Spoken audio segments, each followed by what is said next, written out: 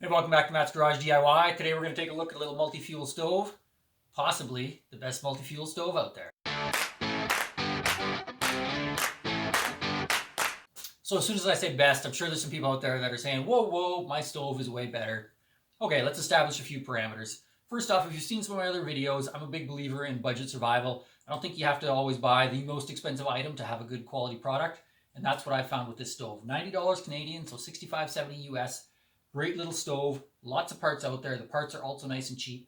But for me, the real clincher with this was that this stove will use 4 types of fuel: unleaded, gasoline, Coleman camp fuel, kerosene, and diesel. Burns all of those without having to change a single part or piece.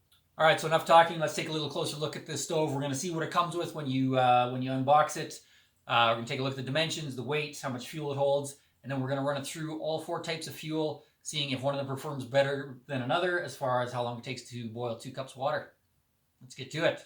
So this is the BRS 12A. It says it's a field gasoline stove. Open that up. So inside, nice, looks like a nylon carrying case or a stuff sack for the stove. Zip that open, and right away you can pull out your stove. Comes with a little funnel for filling it up as well.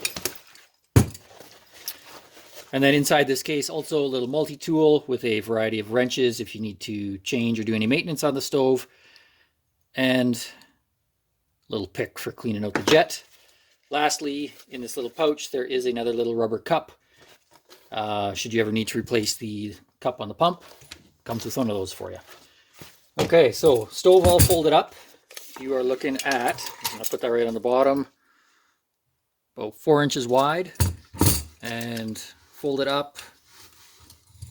You can see that, 6 3/4 height. So that gives you a rough idea of the size.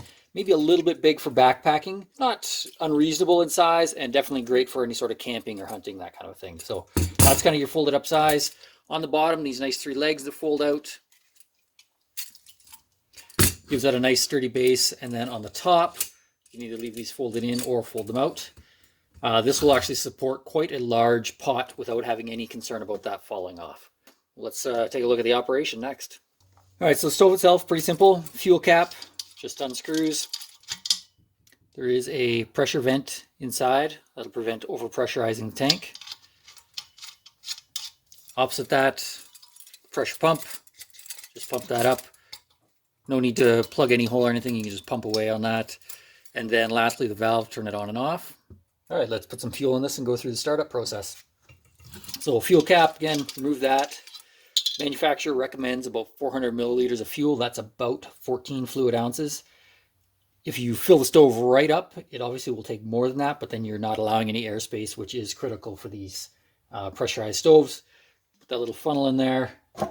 For our initial demonstration, we're going to use the Coleman fuel.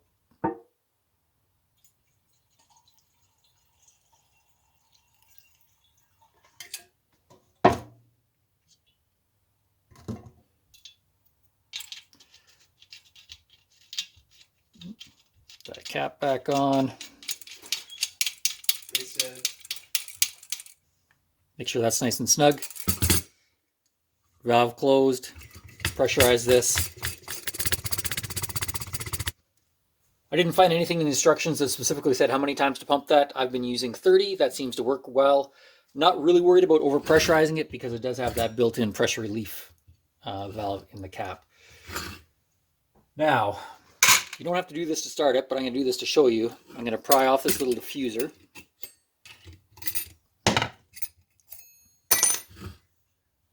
And we're going to take a look right down at the jet. So looking right down in the stove, you can see there's the jet, and around that is a little bit of a cup.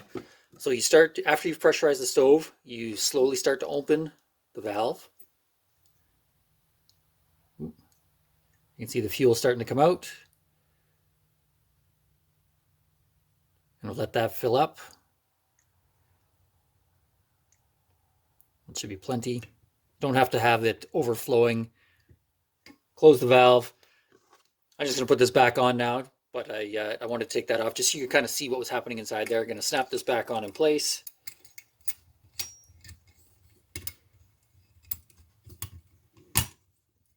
All right, so now we'll just light this up.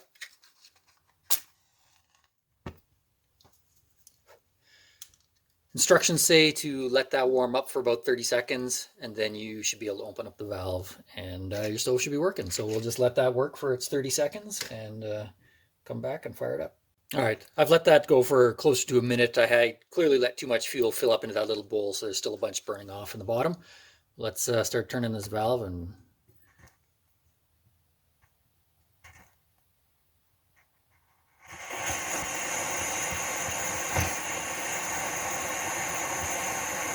all right, so it fires up, should warm up right away, and then turn into a nice flame for us.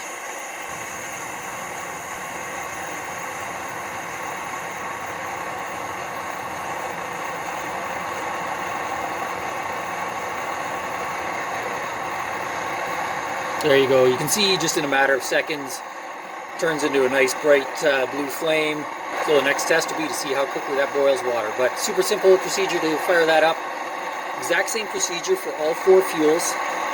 With the kerosene and the diesel, I did let it warm up a little bit longer before I lit it, but exact same procedure. Now that we've gone through the basics of lighting the stove, we're going to do a little test with each of the 4 fuels. Basically looking at a couple things. 1, how smoky it is. 2, how well it burns. And 3, how quickly it will boil 2 cups of water. So I've got a couple jugs of water here. Camp fuel, some diesel, some kerosene, and some regular unleaded gas. So I'll move everything out of the way and let's get started. First up, we're going to do the camp fuel. All the water is at the same temperature. It's all been sitting on the floor out in the garage for the last couple days. So first up, camp fuel. So we'll let that burn, warm up. I'm going to let each of these go for roughly a 1-minute warm up.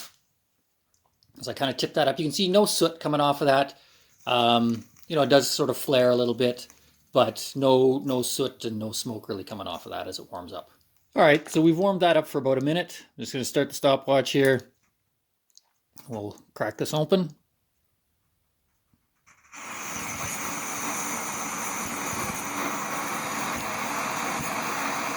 So it flares a couple times.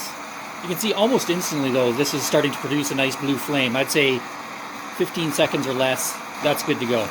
So I'm going to throw the water on that right away, and then we'll see how long that takes to boil.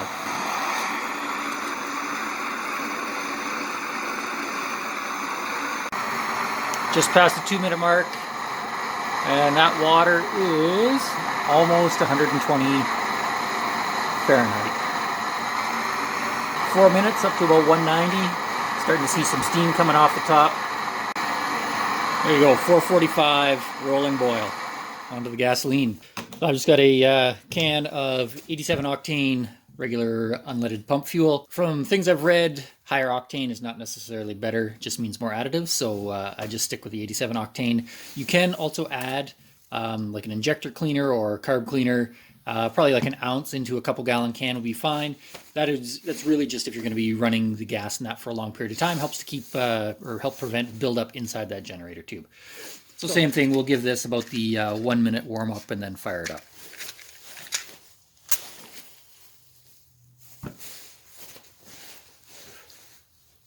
So overall at this stage looks very similar to the Coleman fuel. There's maybe a tiny bit more soot that I can see coming off the top of the flames. You can sort of saw a little bit there. At this point doesn't appear very significant. So we'll come back at the end of the minute and then I'll fire this up. All right, giving that about a minute. I'm going to reset this and we'll see from the time I turn this on till it settles down to a nice flame.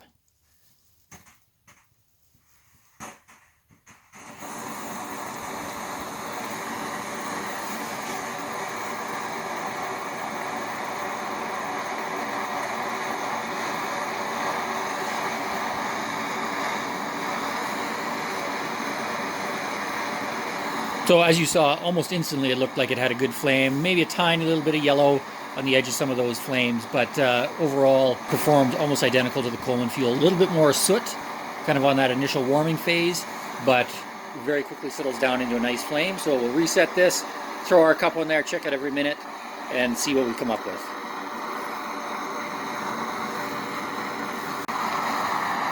All right, 2 minutes. Definitely the temperature's coming up. We're almost up to about 100 degrees Fahrenheit, so not quite as hot as the Coleman fuel. Be interested to see how that progresses. And again, still some bubbles coming up off the bottom. 4-minute mark, more bubbles, up to about that 150 mark. So still climbing, not as fast as the Coleman fuel for sure though. So 640, that's boiling away now. So roughly 2 minutes longer to boil than the Coleman fuel. Still quite impressed, nice looking flame on that, but there you go. So instead of 445, we're now up to 640 to boil that with the unleaded gasoline. Moving right along, time for some kerosene. So with kerosene and diesel, I follow basically the same procedure. Pressurize the tank, fill the little dish. You may have to let it heat longer. I'm gonna actually let that warm for 2 minutes before I crank the burner back on and fire it up. But yeah, let's see how this works.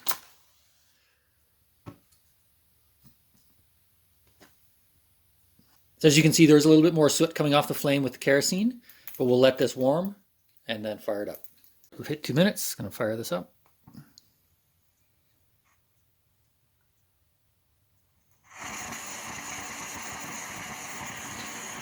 So we'll reset this, see how long it takes for that to sort of settle down. All right, so this has been running for about a minute. As you can see, not quite the same nice blue flame that you get using the Coleman fuel or the pump gas, but still a good flame pattern there. You are still getting sort of these puffs. Obviously the stove struggles a little bit to burn this type of fluid, but we're gonna put this on there, see how long it now takes to heat this up.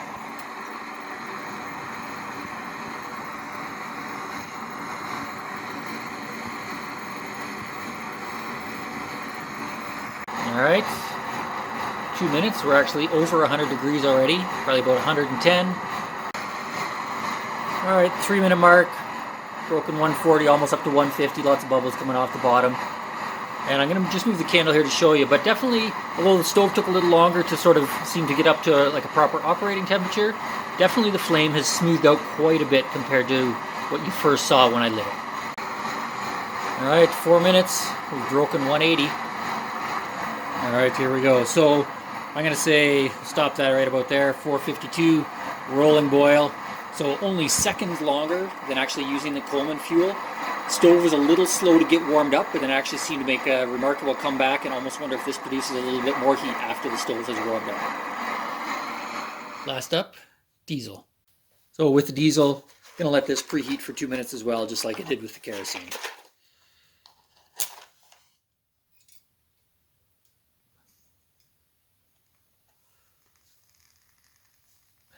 As you can see with the diesel, pretty sooty when it's warming. Certainly the sootiest of the four. Just passing the 3 minute mark.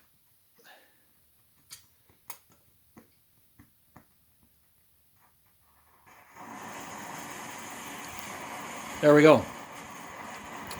So with the diesel, quite a bit more yellow than the kerosene. We'll let that warm up for another minute, and then we'll throw the pot on it, even if the flame hasn't quite settled down. All right, so we've let that warm up for a minute. I'm gonna throw the pot on. Crank this wide open, and we'll start our timer. Here we are at 2 minutes, up to 120 degrees. You can see we are getting some flaring with the diesel, so I think it is struggling a little bit more with the diesel than it has with the other fuels, obviously. But still, no problem putting out that heat. 4 minute mark, 200 degrees, that's basically boiling. We'll just watch that for another second or two just to get a full rolling boil there. There you go, 413. So diesel, although appears to burn the worst, produces the most heat. So this is the diesel after finishing boiling the water. You can see we are still getting sort of those flares. So not an ideal situation, but clearly works well in the stove, produces tons of heat. All right, let's talk about the results. Stay tuned after that. I do one more test with the stove that I think you'll want to see, but on to the results. Cleanest burn goes to the Coleman or camp fuel. Second cleanest, gasoline. Third cleanest, kerosene. Fourth to the diesel. Definitely by the time we're onto the diesel, it is getting fairly sooty, certainly during the warm-up process. As far as the heat produced, diesel actually did come in at the top, about 10% higher than the kerosene or Coleman camp fuel. Regular unleaded gasoline came in lowest, about 30% less heat produced by the unleaded gasoline. On to the bonus. As I mentioned at the beginning, all of that was done without having to change any parts or pieces on the stove. I did, as an experiment, get a smaller jet. The jet in this says 33. I got a jet that says 30. Supposed to help the kerosene burn a little bit better, or the kerosene and diesel burn a little bit better. So I put those in, fired them up. So I've got some pictures here. As you can see, the top picture is with the first jet, the 33 jet, and the bottom picture is with the smaller jet. This is for the kerosene. You can see a little bit nicer of a flame pattern. Same thing with the diesel, 33 jet on the top, 30 jet on the bottom. Again, a little bit better of a flame pattern. Lastly, I did actually fire this up with the Coleman fuel using those smaller jets.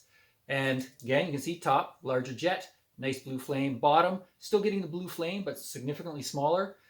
This is something that they actually did back in the 70s during the oil crisis. Started putting some smaller jets into some of those stoves.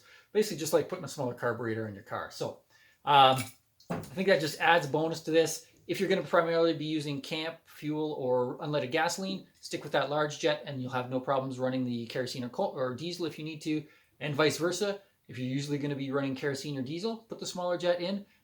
If you end up having to run gasoline, no problem. Still going to work just fine. Thanks for watching my video. As always, be sure to click that like and subscribe, ring that notification bell. Stay tuned for my next video.